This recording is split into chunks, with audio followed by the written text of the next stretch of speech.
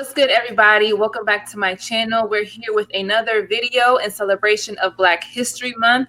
I have with me here Ice Cold. Some of you guys may remember him from a live stream a little while back that I did with AJ.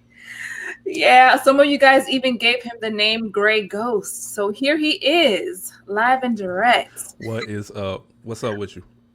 I'm good. I'm good. So, in case you guys missed that stream, I did mention there that Ice Cold, his nickname, is actually with my cousin. So he's basically family. Fam. Yes, yes. Hey, cousin. So we've known each other, well, at least 10 years. 10 years, right? 11, 12 years almost. Yeah. Yeah. So him and my cousin, they have two beautiful sons together.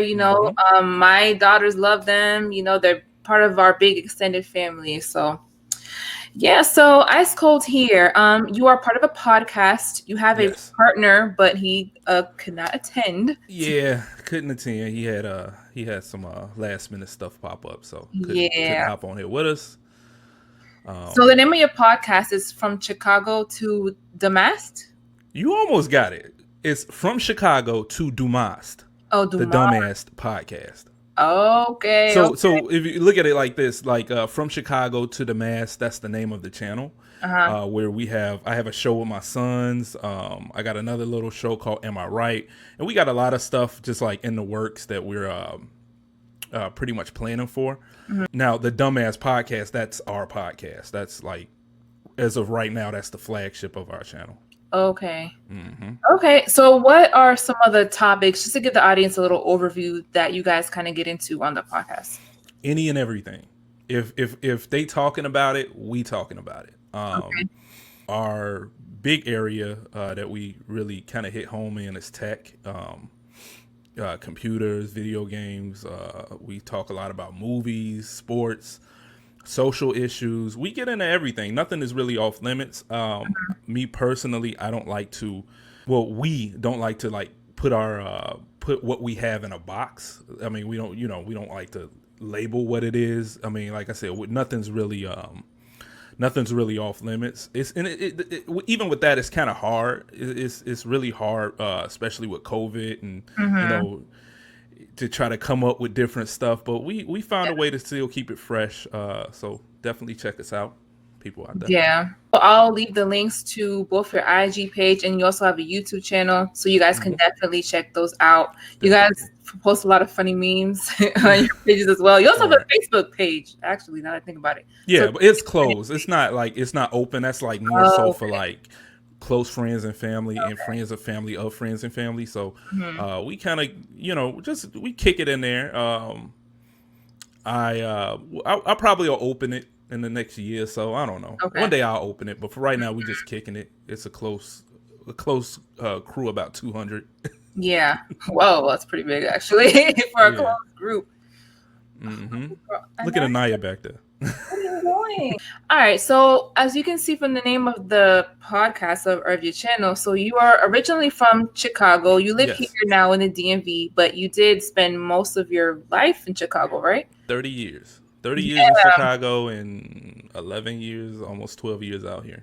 Yeah. So is most of your family on both, like your parents' sides, were they always from that region, from the Chicago area? Yes. I believe my father's side is down south, Mississippi, some of them.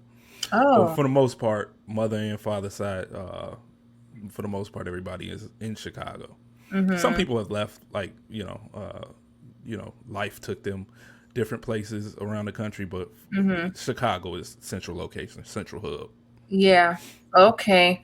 So how was growing up in Chicago? Because Chicago, we always hear of Chicago in the media as being like this super like dangerous, and you hear it called Chirac and all that stuff. It seems like a lot of violence has gone down. It is. There. I mean, it's. I think in that aspect, it's a lot like other inner cities. Chicago is. It's violent. It's violent. I grew up on the west side of Chicago in one of the most dangerous neighborhoods you can be in, which is the Austin community of Chicago. Crime rate is high. Poverty is high.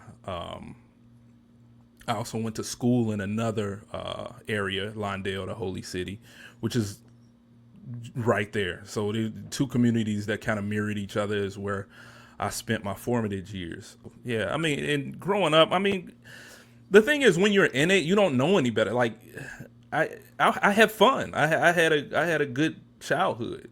Okay. When I think back, I was like, really, I made it out of there. Did I really make it out of there? Is that what I had to, just some of the things I thought, I think back that I had to do, like walking home from school and not getting killed or not getting, just when I look back as as an adult, I have to look and I just like, man, I really grew up there. And it's not a knock. It's just it is what it is. Yeah. It was a big learning experience, definitely. I could think of a lot of situations where just made it by the skin of my teeth. Again, when you step back as an adult and you just look at it and you just like, wow, really? Did I really do that, or did I really, yeah. So Yeah. Okay. And so what made you come to Virginia of all places and to come out here?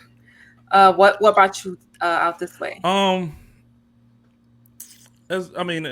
think in my upper 20s, I just wanted something different. Wanted to try something different. Everything kind of lined up the right way at that time. I was into mortgages, doing mortgages. Most of my 20s, I was flipping loans and doing things like that. But then, the market collapsed. So it was kind of hard. And I wasn't doing anything. And my cousin asked me to come out here and help him, with his household while he was out of the country. So that's how I got out here. And it was different. Virginia's still, I'm still getting used to it. I've been here for 10 years. I'm still getting used to it. Well, like, what would you say are like some of the biggest differences that you've noticed between this area and Chicago? The food. The food is, no, that's not, I won't say that's the biggest difference. I think the biggest difference is the people. Okay. And I'm still getting used to the people, and maybe so the people getting used to me. I guess it's just different. Like I talk to people, and maybe they get me, maybe they don't. I know I can play a little hard. I think you know that. I play hard, and I talk. Yes. I kind of when I talk to people, it's just I don't really pull punches, and I'm an open book, so I could just talk about anything, and I think that throw a lot of people off. And I think it's just the way I am and how I've been raised. I think a lot of people where I'm from are like that. They don't really hold anything back. Kind of wear your emotions on your sleeve or whatever. So I'm still getting used to it. And like I said, maybe people still getting used to me. As far as the food, yes, the food is definitely different. It's different. Like, jeez, yeah, the food is totally different. Like, I'm used to like having multiple options. Like out here, it's nothing. It's just chain fast food places. There was a little spot in Leesburg. I think I took y'all out there before. There was a little spot in Leesburg that was like a little Chicago joint. Yeah. Kind of. What was that? It's not there anymore?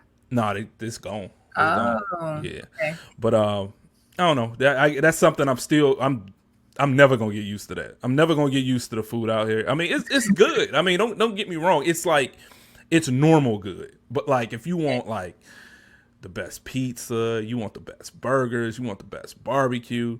Even though Virginia, they got some nice barbecue joints. I would say that. But the food is different. People are different, and I think those are the two major I think those are the two major differences. Would you say Chicago pizza is better than New York pizza? Because I got a lot of New Yorkers that watch me. So would you say y'all's is better? I already know what these go. Yes. It's okay. You can say it. You can say yes. Look at my face. I don't lie. Just look at my face. Do I look like I'm lying? Nah. All right. Okay. So, as previously mentioned, Paul here is with my cousin. Well, technically my second cousin. She's really my mom's cousin, but whatever. Cousin. So, you've also been to DR various times. Yes. So I first want to ask, what has your experience been being with a Dominican woman? And this is a Dominican straight from DR Dominican, not like a more Right, Americanized. right. This Like, is like straight from the motherland, yes, yes. huh? How was that? Especially initially, like, were cultural differences, did that play like a big factor in the beginning of y'all's relationship, or It's how was still a big still difference. does? It's still a big difference, but it's all good because you know what? Like I've had exes that were Spanish, so it wasn't like a big culture shock for me. But you know, it still takes some getting used to, and that's on both sides. That's on both sides. Like Yeah. she'll say, "Well, we in Dominican we don't do it like that," and I'm like, "We don't live in Dominican," you know. So it's just certain, you know, it just takes some getting used to, and we still go through it. I'm still me. I'm still from where I'm from, and she's still from where she's from, even though she did get her American citizenship. Mm-hmm. But yeah, Yeah. it's I don't know. I can't really pinpoint right now like why it's different. It's nothing's really coming to me, but like through the course of a day, a few things will come up like, yeah, yeah, like you know, Mm-hmm. 50-degree weather. I'm fine with 50-degree weather. That's Sure is super not. cold to her. That's Yeah. that's too much. That's too Mhm. much. I don't know. It's a lot. It's a lot. I'm sorry. I'm Yeah. No, I drawing a mean, blank right now. I feel like that's just normal though, especially for someone because she came here. She didn't come here like as a kid. She already came here as an adult. Right. Really? So Right. she spent all her formative Right. years, teenage years in Mm-hmm. DR. So, Mm-hmm. coming here, that's an adjustment in itself. And then getting into a relationship with someone that is from here and from another region at that, because it's not like Right. you're native to Right. the DMV. So you're already a little Correct. different. Mm-hmm. So, yeah, I mean, it makes sense that there would be some adjusting and maybe even still there's some adjusting. Right. So you've been to DR how many times now? 'Cause it's been a lot, right? Yeah. Yeah. It's been quite a few times. Mm-hmm. Quite a few times. Okay, yeah. So I always like to ask for people that are from here that go to DR, what were like the biggest shocks to you going from the US to, a third world country like DR? What were the biggest differences that you saw? What took the most adjusting, having to get used to? What were your initial impressions? DR is beautiful. Like it's.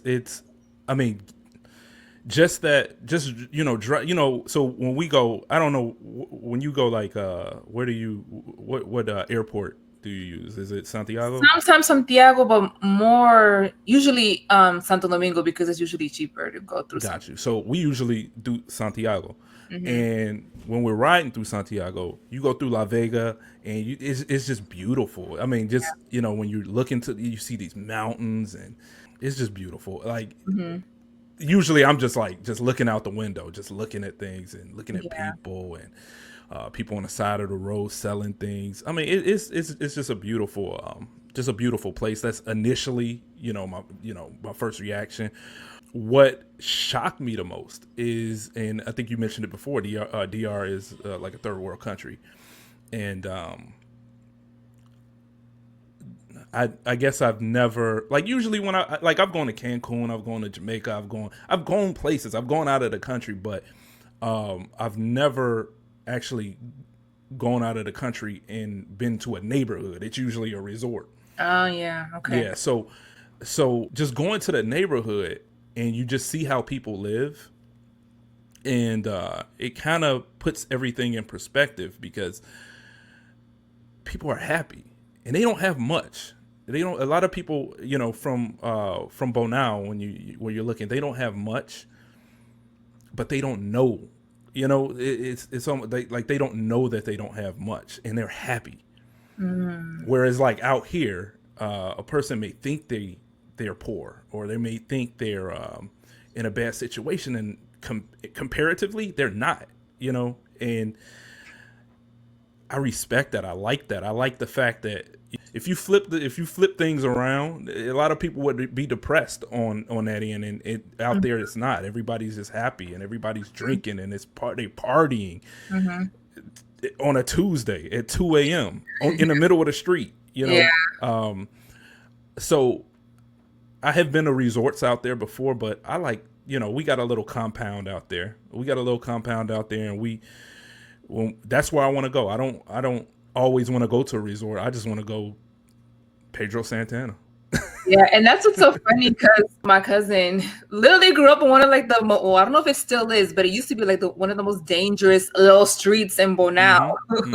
That's right where we at. Yeah. That's right where we at. And we'll sit out all night just drinking beer. We'll just hanging out. And that's what I like. I like to see how people live. I like to be in a mix. Going to the resort is kind of play it out. And like I go and I'm bored after 2 days. No, let's go back. Let's go back to the house and just chill. Yeah. But I love DR. DR is like a second home, and I plan on retiring in DR. I plan on retiring probably like in the next 15 years. Yeah, you mentioned that before, that you want to retire out there. Yep, I'm gonna take whatever I got after 15 years and call it quits. I'm not working until I'm 60, so I worked at 55. 55, I'm done. Yeah. No, that's what's up. And to everyone listening, if you've been listening to my other interviews with people that have either been to the DR or are Dominican, everybody says the same thing, that while a lot of people over there don't have much in terms of like money or big houses, they live poor, but they're still happy. Yeah, and I'm sorry if I came off wrong. I don't know how that come off, but like it was kind of hard trying to find the words. But you said it perfectly. Like I said, you're literally saying what everybody else has been saying that I've been interviewing. Like that, the people, a lot of them are poor, but they still find a way. They don't know. I don't think right. They don't know it. We know because, in a sense, that we're kind of spoiled. Oh yeah, because we're in a sense, just even your average poor person out here is, poor for some people are, I'm not wearing Jordans. Yeah. And I went out there and I see kids, no shoes. Yeah. And happy running around. I think that's the main thing that stuck out for me. And I like that. I like just being around happy people, and it's just like everybody's happy out there. Everybody wants to party. Yeah. Like I said, a Wednesday evening, everybody wants to party. Y'all got some nice clubs out there too. Yeah. I like to go to the clubs and floss a little bit. But in one of my previous interviews, we were talking about like some of the clubs that are in Bonao. You got Coconut and Aquario and Wendy and all of them. Wendy Glass Room, yep, been up in there. Yeah, definitely some nice clubs out there. Where else have you gone besides Bonao? Because you've been to the Capitol, right? Oh yeah, plenty of times. Capitol. Yeah. I like the Capitol. The Capitol's cool. I don't like to drive out there. Actually, this is another thing about Dominica. I don't drive out there. I'm scared to drive over there. I won't do it. I won't do it. I do not like to drive out there. It is my girl drive, but my girl drive crazy anyway. So I think like if you already drive crazy and you mixing that with other people that drive crazy, I think you safe. I think you mix it when you mix it up with someone who drives safe and then everybody who drive crazy, that's when chaos happens. Yeah, true. That actually makes sense if you think about it. Yeah. So no, I love the Capitol. It's just driving out like goodness. But yeah, the Capitol's cool. I tow up the malls out there in the Capitol. I can't remember the name of the malls, but yeah, it's pretty. It's pretty out there too. Yeah, it definitely is. Yeah. And you've taken your sons over there already? Yeah. Well, Aaron, he's gone. Jace, later on this year. Okay. Yeah, Jace, we're gonna go out there this year. We'll be out in DR. Yeah, so I'm sure they'll grow up, in between both cultures, and they'll be pretty familiar with both. So, yeah, it's pretty cool. Pretty cool. So, moving on to the next question, to bring it back here to the U.S. So, one subject that I did want to touch on, and which I actually also had requested to me, was to talk about the importance of creating generational wealth. Particularly within, the Black community and how that can be achieved. And speaking of this subject, I was talking to somebody earlier who was saying that it's very easy to get distracted by, the issues of race and who's in office and, all these other things that, while they're real, they can also sometimes be a distraction. And so we're so focused on these other things that, I mean, we really can't control at the end of the day, instead of focusing on things that we kind of can control a little more, which is taking that initiative to try and build, generational wealth. Mm-hmm. So in your perspective, how do you feel is a way that we can achieve that? Be it establishing businesses that can carry on for generations, or buying property. Like, what are your thoughts on that? I don't think it's one. I think it's a very complex issue, and I don't think it's one blanket solution. I don't think you will wave a magic wand and fix it. This is going to take something. This is going to take generate. It's going to take some years. It's going to take a lot of years. I think the lack of financial literacy in the Black community is one of the key contributors to us not having a lot of generational wealth in the Black community. Lack of proper education, health. People's health is bad. It's just a lot of key factors. There's a lot of value in the Black community, but it's not being invested in. It's not being invested in at all. Like I said, it's just multifaceted. It's just so much that needs to be done. But I do believe it starts at home. Okay. I do believe it starts at home. My father never taught me about investing, probably because nobody taught him. Yeah. So I did make a conscious effort to start investing. So I've been investing for about 8 years. Okay. I'm trying to teach my son, who's 6 years old, to invest. So, Really? yeah, he's ready to go get it. He was ready. We were supposed to go get his bank account last week, and when he gets his bank account, he wants to invest. Really? So I'm gonna start him a brokerage account. Once we get the regular bank account. So, like I said, I think a lot of it starts at home, and just teaching people what money is and what money can do. And people, another thing, people not investing in themselves. Just lack of knowledge about investing in yourselves. Everybody know how to do something. Everybody know how to do something, and that something could be a business, and that something can be a viable, thriving business. Yeah. And it's just all about sticking with something and implementing the plan. Being latched on to a lot of these corporations to get them to depend on them to pay you, which I'm guilty of. I'm not 100% self-sufficient. I mean, I think the majority of us. Right. But I think a lot of us need to kind of think different for just getting away from these companies and stop depending on them. We need to start depending on ourselves and investing in ourselves. And like I mentioned before, there's a lot of value not being invested in. There's a lot of dollars just not going to the Black community. A lot of federal dollars, a lot of local dollars that are just not going to the Black community. I can't stress it enough. There's so much value. I'm from the Black community. I've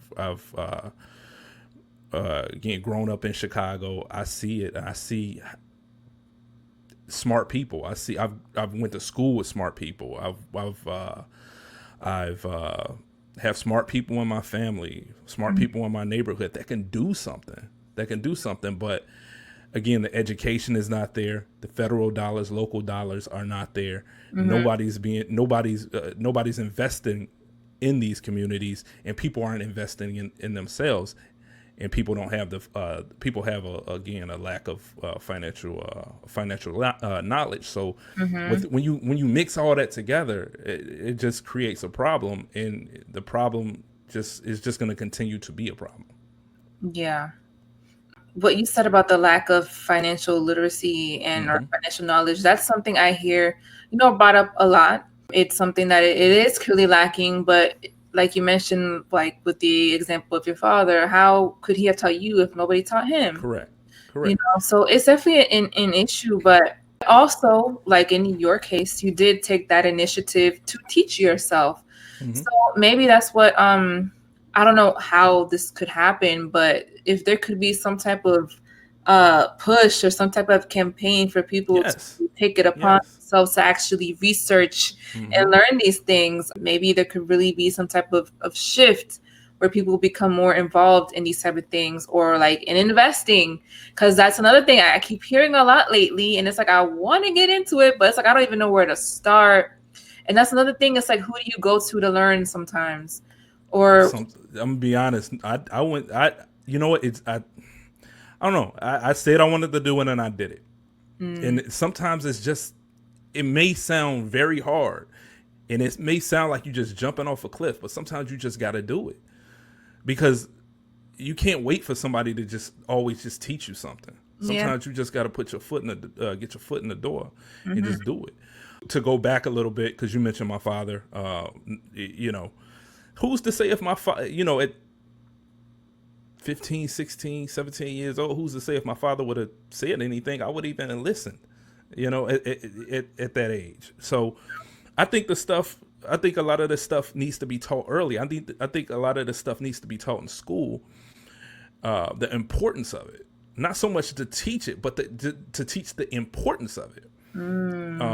Needs to be taught in the inner city, in black communities. And I'm not just talking about Chicago. I'm talking about Detroit, Houston, New York, California, all, you know, a lot of places where there's a lot of financial struggle, financial hardship. We need to know we need to know what dollars do. We need to know what money does. So. Yeah, and I mean, and I feel like there's definitely a correlation between a lack of kind of building this generational wealth and a lot of these inner city areas or more urban areas where people, you know, they are struggling more financially and they don't own anything. Because a lot of people in those areas, they're renting. That's another thing. They don't own any property. I mean, in some areas, yeah, you have, you know, small business owners and maybe they own a little corner store, a little bodega, but apart from them, what are people doing? What do people own that they could kind of pass on? Right. That's another thing. And I totally missed the mark on that. I should have spoke about that. We need to own these blocks. We need to own buildings, and we need to own businesses and things like that. I did gloss over it a little bit, but as far as just like owning homes and owning buildings, that's another thing. I mean, we need to get things that people can't take from us easily. I mean, people can always take something from you, but we need capital. We need, you know, some hard money, liquid and you know. Yeah. And the thing is, and I'm not going to say like the money isn't entirely there, because I've also heard people say that the black community spends a lot. Like, but that goes back to education, though. That goes back to the education I was talking about in financial literacy. You know, I mean, yes, I mean, we do. There's a lot of people that will spend their last $200 on some Jordans. I would spend my last $200 on Jordans because I didn't know any better. Yeah. I didn't know any better. As a kid, I didn't know any better. So as a kid, I didn't know any better.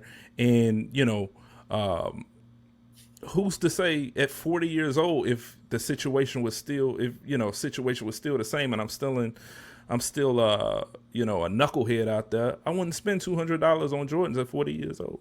So it's like I said, a lack of financial literacy in the black community, a lack of education. We just need to know what we're doing. People need to understand money a little bit better. Yeah.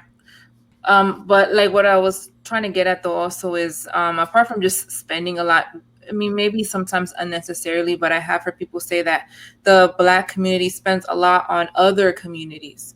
And I see what you're saying. I'm sorry. They spend, like, people are spending money, but it's just a lot of times it's not going back into the black community. Right. Our dollars are not staying in the black community. It's like all just going out, but it's not coming back in. Yeah. Well, we need to create stuff. And don't get me wrong. At some places, there are black people and some black communities that do own their own businesses and things like that. But a lot of that issue there is, again, we're not being invested in. Someone from another country can come to a black community and open up a business, no problem. Yeah, no problem. That same person go to the bank to get a loan to start to open up their own hair shop. They may get denied. And there's reports out there that's true. Like there's people that try to get loans and can't get them for whatever reason. Mm. Good credit, some Mm-hmm. capital, and still get denied. Mm. That's not always the case, but I've read reports where Yeah. is some unfair lending practices is Mm-hmm. what they Okay. would call it. Gotcha. Yeah, well, that definitely does make it difficult when you don't already have the capital to even start a business. But I mean, I don't know. In situations like that, I guess you gotta explore other options. See if there's some other type of business or maybe like a service that you can provide that wouldn't take a lot of Right. startup money Mm-hmm. to, And like I get said, things people going. need to invest in themselves. Everybody know how to do something. Yeah. Everybody know how to do something. You take that Yeah. and you cultivate that and you turn that into try work hard. And sometimes people just don't want to step off the ledge, and they're Mm, comfortable. They get comfortable working at Walgreens or CVS or yeah. McDonald's or Best Buy, Target. Sometimes people just get comfortable in that, and sometimes maybe somebody with those same companies, they may have a good job. 50, 60,000, 70,000. They may have a good job doing those things. But they get comfortable saying, you know what, I'm making money here. Yeah. But what could you do? What could you do to give your kids something? See, that's what I'm about. I want to have something to give my kid. Mm-hmm. Yeah. When it's all said and done, I want to say, son, here's your piece. Run with it. Mm-hmm. And when you stuck to these companies and corporations and these 9 to 5s, you can't do that. There's nothing to pass along. There's nothing to pass along, and I think that's where we need to start looking at invest. Yeah, we need the federal government and we need the local government to invest in those communities, but we also do need to invest in ourselves. Right. Right. Okay, so shifting gears a little bit and getting a little more political. So, with the past election, I know that on y'all's podcast page, y'all were posting a lot of things regarding the election and regarding Biden and Trump. Mm-hmm. And Look at with you. You did your homework.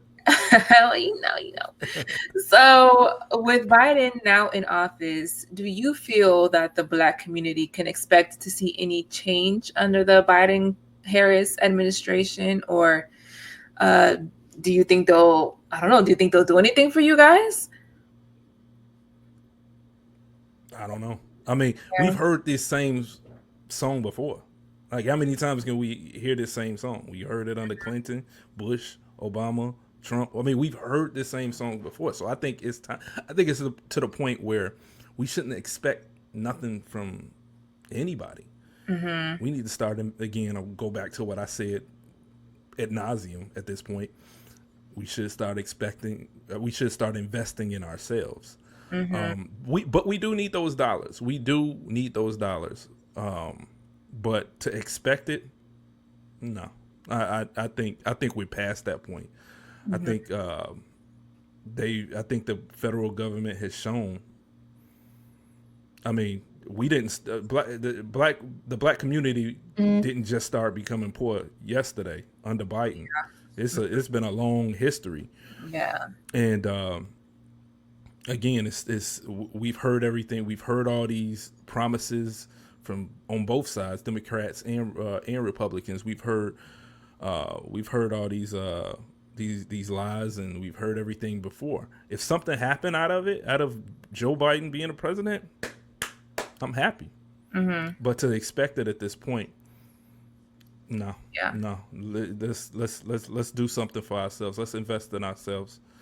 Let's Mm-hmm. get some black banks. Let's do Yeah. whatever we have to do, because the track record, the track record is there. Mm-hmm. Yeah. No, I agree with that. I mean, it is very interesting though, because I mean, before the election, it was kind of like this vote or die mentality. And here's the thing: I'm not okay. So when I say don't expect it, it's just like I said, I've seen it. I've seen it before, but that don't mean we shouldn't be holding these people feet to the fire. Mm-hmm. We like black folks put Biden in office. I'm just gonna come out and say it. Black folks put Biden in office. Mm-hmm. The voter turnout in a lot of these urban areas is what put him in office. Mm-hmm. The huge voter turnout. Yeah. And to even go further than that, the Senate, the huge voter turnout from black people and brown people and minority people in Atlanta put Warnock in, I can't remember the other guy's name, put them in the Senate. So now they have a majority in the House, in the Senate, in the the executive branch. Mm-hmm. So there's a majority. Only place we're lacking is the judicial, the Supreme Court. But I mean, we put them in office. We should be holding their feet to the fire. Mm-hmm. But Yeah. to expect it, I'll go back to that. But to expect it, nah, we shouldn't expect anything. But we should hold these people accountable. Yeah, I agree with that. So once again, shifting gears, I always do my interviews, I always kind of bring it back to relationship type stuff. There you go. In a previous conversation, actually, that you and I have had, you mentioned, and this is going back to how you were saying that people in this area are different than in Chicago. Mm-hmm. And you mentioned how you noticed that the guys in this area, they're different from the guys in Chicago, and you feel like they're kind of a little, what's the word? Is it soft? I don't know. Was it soft? I wouldn't call it soft. Like it's, I don't know, man. I've always been a person with some type of gumption or motivated. I'm motivated. I see something, I want it. I see a girl, I want her. Hey, that's who I want. That's who I want. And I've always been like that. And I think out here it's different from what it's not from my experience. I don't know, but it's just what I hear a lot. Mm-hmm. I have a lot of female friends. You're in that group. You, your sister, your friends. I'm friends with y'all, so I hear a lot, and I hear a lot from other people as well. And it just, just some of the stuff I hear is just a lot of, I guess, child's play. Like I don't know, a lot of betas. I guess is the best way to describe it. I think you used that word the other time. You said a lot of beta males out here. Yeah. Like I don't know. It's like I see too many pretty women out here talking about they single or they can't find a man, and I'm talking about like women not just pretty on the outside, pretty on the inside. They got something going for them. That has a career or leading to a career. There's no reason somebody like that should be single. Just being honest, there's no reason like that somebody should be single. But then I hear a lot of men also saying, "Well, a woman like that don't want me. A woman like these type of women." That they a dime piece. They don't want a good guy like me. They want a thug. They want a baller with a beard and all this. Just disqualifying themselves right off GP. Like I hear a lot of that. I hear a lot of complaining. I don't know. I've never had that problem. I've never had to complain like that. I've just always been the person like I try to have as much confidence as I can.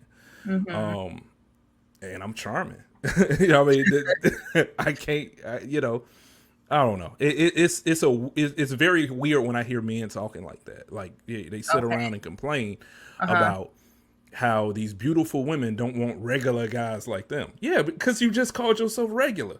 you just admitted that you're regular. But here's the thing.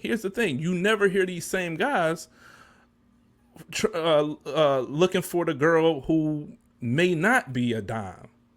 They're not looking for the girls that that may not fit a certain look. Why are you not looking at them? It's the same thing. True. It's you want something. You want something that you told yourself you can't get, but not looking at the one I don't know. What do I know? I'm happy. I'm with my girl. I'm happy. I got kids, I got a house, I got cars, I got money in the bank. What do I know? What do you know? Yeah, not a damn You have thing. a lot of things Apparently, that you guys looking for. So what you're saying is a lot of guys, and I mean, this isn't just limited to this area, but I think a lot of guys everywhere, there's a lot of men that are lacking self-confidence, mm-hmm. right? And Mm-hmm. they're basically like sabotaging themselves, Mm-hmm. and they're not being alphas, really. Because I mean, I think as an alpha male, when like you said, when you want something, you go for it. Right. You know, even though I mean, girl may be a little bit out of your league, but at least you try. You There's know. no such thing. There's no such thing as a girl out of your league. It's not. I don't believe in that. I don't Mm-hmm. believe in that. Mm-hmm. I don't believe in this whole out of your league. Okay. People say yes or no. That same girl that told you no one day can tell you the next day. It's I don't know. Again, what do I know? No, it's. I just don't believe in that whole out of. She's out of my league. I got way too much. I don't know. Mm-hmm. I'm Yeah. sorry. Do you feel like people these days they overcomplicate dating, and or maybe they have unrealistic expectations when it comes to dating, but both men and women? Mm, I think you should have some type of expectations. Mm-hmm. As far as I mean, you don't want to be wasting your time. I mean, it depends on the motive. It depends on the motive. It definitely depends on the motive. If you're just looking for a crack, you looking for a nut. You know what I'm saying? Like whatever. But if you like out there and you like really looking for someone, you looking for someone to be with, you looking for companionship. Yeah, you need expectations. You need expectations on off the offset. On the offset, I Mm-hmm. do believe. I do believe women complicate it a little bit more than men when it comes to dating. You Mm-hmm. know, they want first date. They all right. So how much you make? What's your credit score? What can you do for me? I think that's a little wrong way to go about it. Yes, you should have expectations, but have some Mm-hmm. fun. You know what I'm saying? Like, Yeah. you know, you trying to get married on the first date. Yeah. You know, get out there and have some fun. And, you know, I'm not Yeah. saying be stupid and Mm-hmm. open your legs to the first guy with a nice smile, but I mean, definitely, definitely have some fun, but you know, be smart Yeah. about it. So, so a lot of the relationship talk online is well lately, you know, for at least for the women, is finding a man that is a protector and a provider. And I think Mm-hmm. you are an example of that because Right. you are a family man, and Mm-hmm. you obviously protect your family, you provide for your family.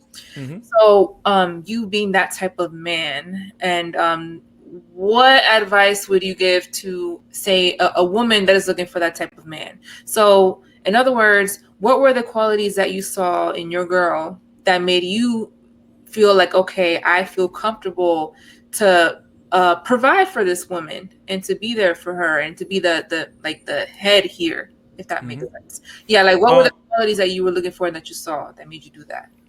um, I again, I'm having fun when I on that initial before I can even think about getting serious. I'm trying to have some fun, and I'm not saying like sex and all that. Yes, that's part of it, but it's like I'm not trying to find a wife right now, or at least let you know that's what I'm looking for.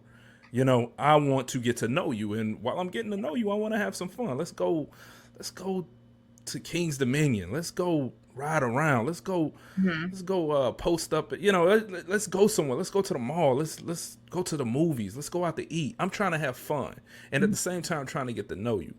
Hmm. Um, but what I saw in my girl, um, I I saw she was from good stock.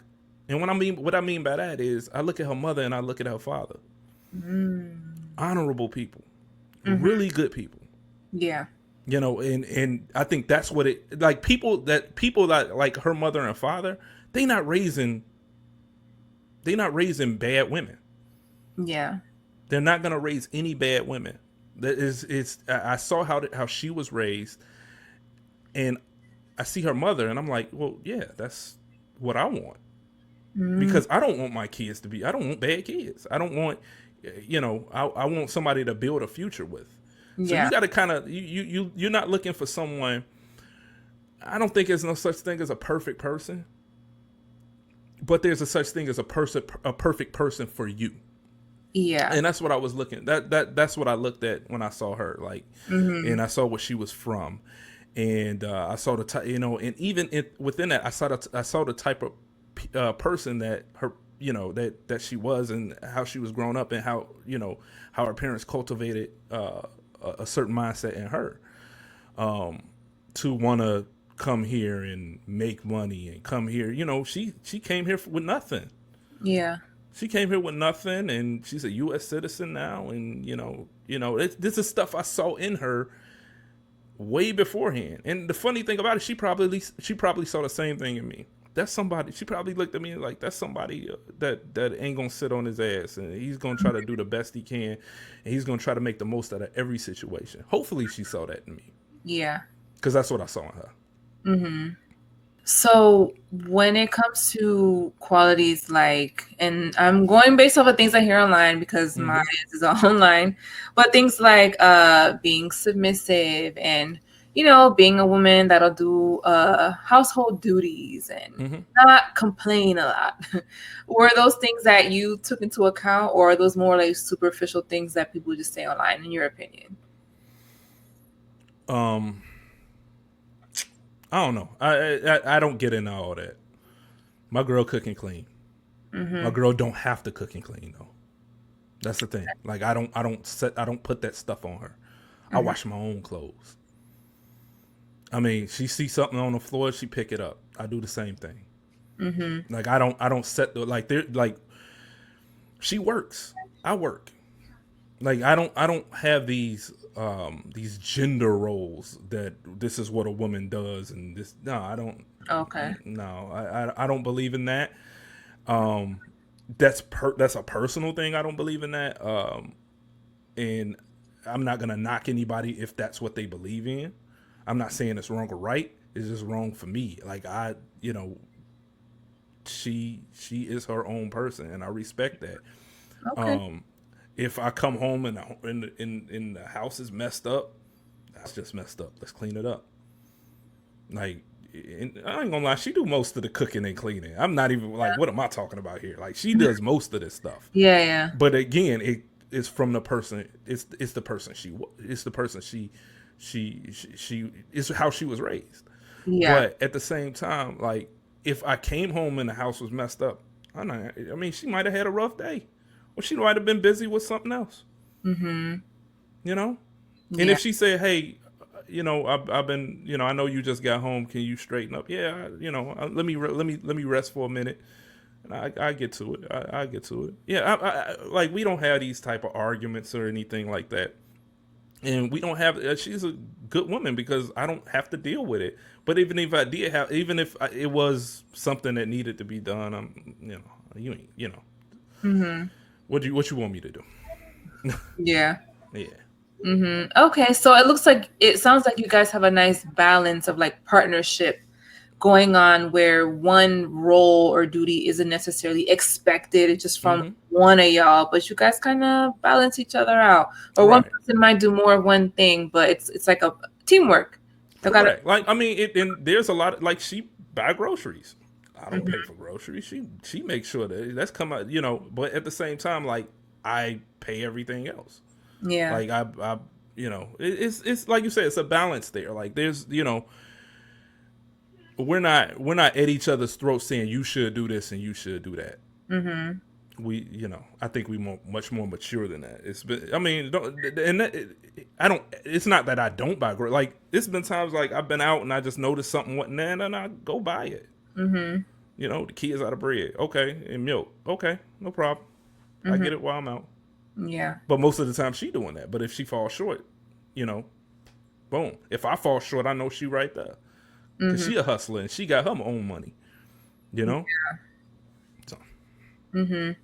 Yeah, well, I mean, I think that's a pretty nice setup because the thing is, I I do see a lot of women online really going against the whole, like, either splitting bills or whatever, and they're looking for a man to totally fund everything, which I'm not knocking But it. here's the thing. Let's You can talk find a about man that. that can do it, cool. Right. But But that's why is not that? the reality for most people. Why is that a what? But is that a requirement? Is Well, that like, because I'm hearing from a lot of women that that's a requirement? Like, yeah, oh, I need a man to take care of all my bills. Okay, so why should he do that? What do you have? What quality do you have to? What quality do you have to make that a requirement for a man? What are you doing? mm-hmm. You know, so like I don't know, man. I think a lot of people got a lot of weird expectations. It's right. Like I said, it's good to have expectations, but a lot of people have a lot of weird expectations. Like, yeah, I need a man that got him a 750.